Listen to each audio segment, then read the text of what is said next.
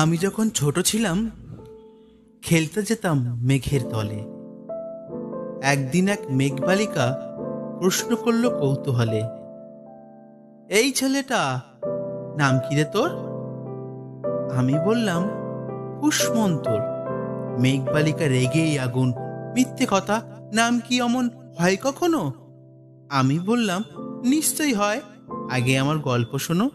সে বলল, শুনবো না যা, সেই তো রানী, সেই তো রাজা, সেই তো একই ঢাল তলোয়ার, সেই তো একই রাজকুমার পক্ষীরাজে, শুনবো না যা, ওসব বাজে।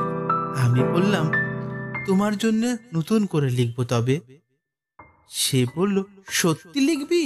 বেশ, তাহলে মস্ত করে লিখতে হবে, মনে থাকবে।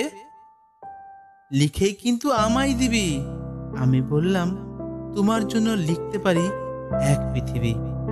লিখতে লিখতে লেখা যখন সবে মাত্র ২-৪ পাতা, হঠাৎ তখন ভূত চাপলো আমার মাথায়। খুঁজতে খুঁজতে চলে গেলাম ছোটবেলার মেঘের মাঠে। গিয়েই দেখি চেনা মুখ তো একটিও নিয়ে তল্লাটে। একজনকে মনে হলো ওরই মধ্যে অন্যরকম। এগিয়ে গিয়ে বলি তাকেই, তুমি কি সেই মেঘবালিকা? তুমি কি সেই?